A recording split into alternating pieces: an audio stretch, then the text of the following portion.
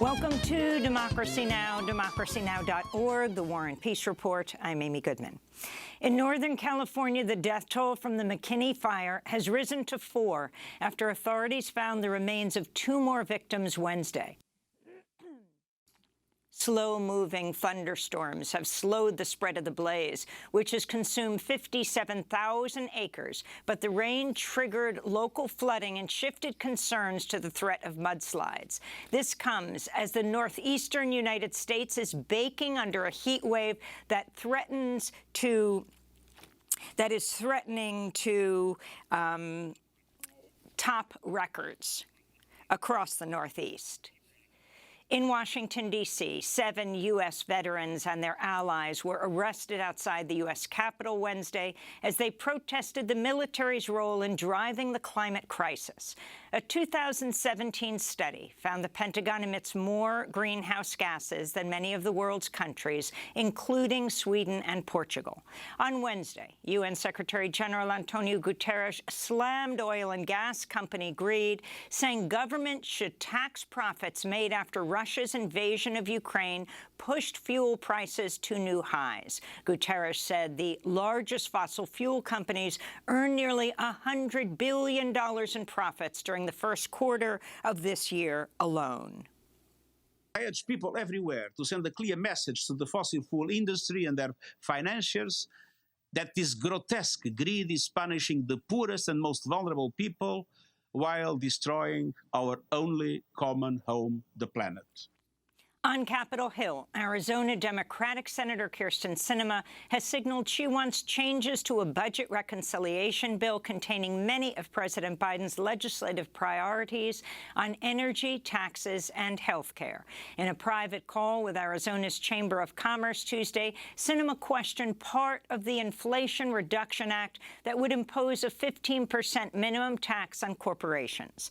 Sinema also questioned a provision to close the carried interest loophole, which taxes private equity and hedge fund managers at lower rates than most U.S. workers.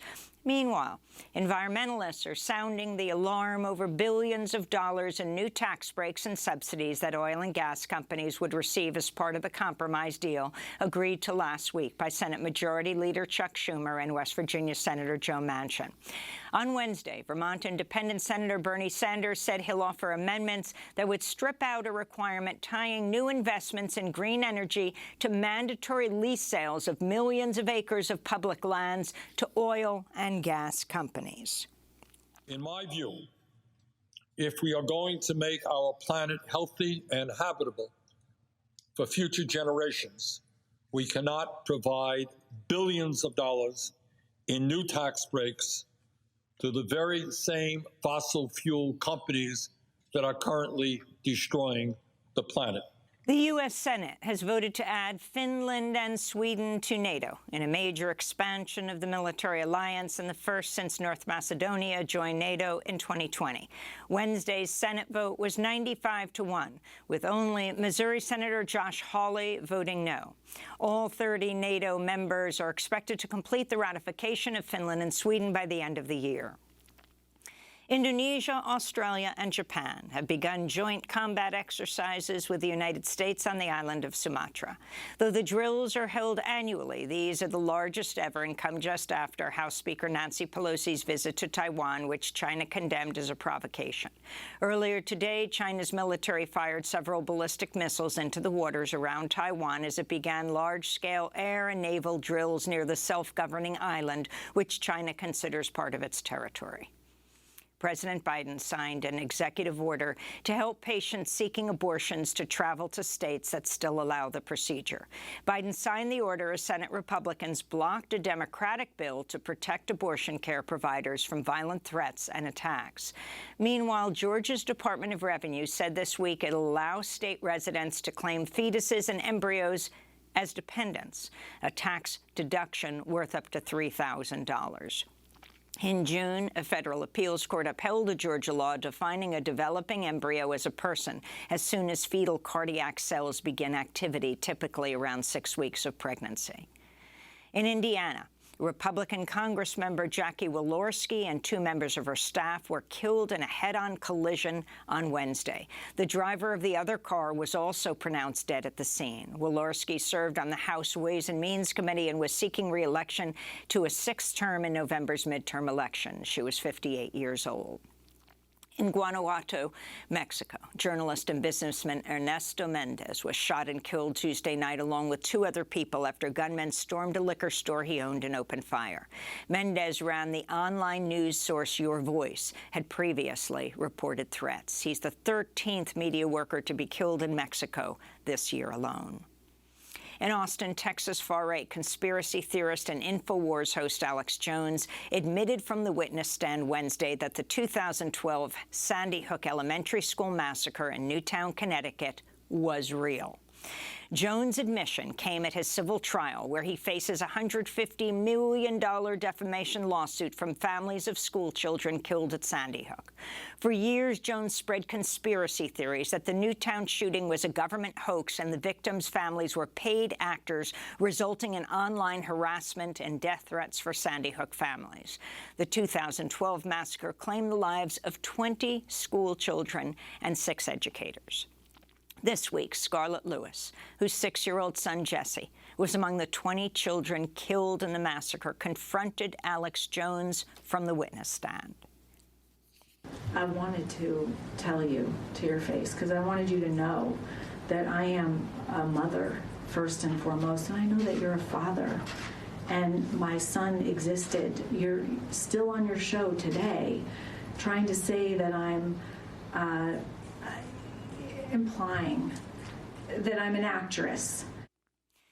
This week, lawyers for the Sandy Hook families revealed Alex Jones' attorneys sent them every text message Jones sent for the past 2 years, apparently by mistake.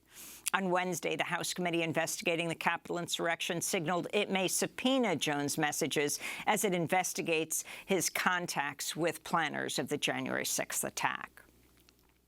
Donald Trump has welcomed Hungary's President Viktor Orban to his golf club in Bedminster, New Jersey, ahead of the Conservative Political Action Conference, or CPAC, which opens today in Dallas, Texas. Trump's scheduled to deliver closing remarks Saturday. Orban is speaking today. CPAC's warm welcome of Orban came just days after he delivered a speech in Romania that drew comparisons to Nazi rhetoric. There is a world in which European peoples are mixed together with those arriving from outside Europe. Now that is a mixed-race world. And then there's our world, where people from within Europe mix with one another. So far, none of the prominent conservatives scheduled to share the stage with Orban at CPAC have condemned the racist remarks. That includes far-right TV personalities Sean Hannity and Glenn Beck, Senator Ted Cruz, and Congressmembers Lauren Boebert, Matt Gaetz, and Jim Jordan. We'll have more on this story later in the broadcast. A top Justice Department official said Wednesday his agency has investigated more than 1,000 threats to election workers over the past year.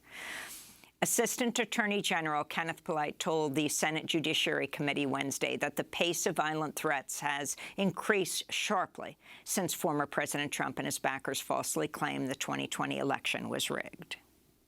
Threats to the election community remain a national public safety issue requiring a national response, regardless of politics. The trauma experienced in this community is profound and unprecedented. The warning came a day after Trump-backed candidates who deny the results of the 2020 election won primary elections in Arizona and Michigan.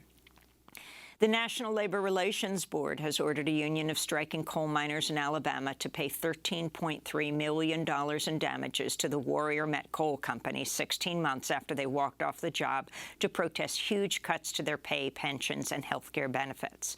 The NLRB cited the strike's financial toll on Warrior Met's labor and security costs, as well as, quote, lost revenues for unmined coal.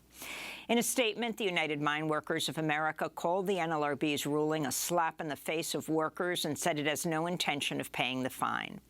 Union President Cecil Roberts said, quote, is it now the policy of the federal government that unions be required to pay a company's losses as a consequence of their members exercising their rights as working people? This is outrageous and effectively negates workers' right to strike, he said. In more news from Alabama, a subsidiary of Hyundai has been accused of using child labor at a factory that produces parts for the Korean automaker. Reuters reports underage workers, in some cases as young as 12, recently worked at a metal stamping plant operated by Smart Alabama LLC, which supplies parts to Hyundai's flagship U.S. assembly plant in nearby Montgomery. Labor advocates are sounding the alarm over a bipartisan House bill that would gut protections for workers in the gig economy. The Worker Flexibility and Choice Act would amend the Fair Labor Standards Act of 1938 to end minimum wage and overtime protections for workers at companies like DoorDash, Uber, and Lyft. The National Employment Law Project warns the bill would, quote, radically erode fundamental worker protections in the United States to the benefit of big corporations, allowing them to require workers to sign away basic rights as a condition of work, unquote. The bill is co-sponsored by 2 House Republicans and Democratic Congressmember Henry Cuellar of Texas.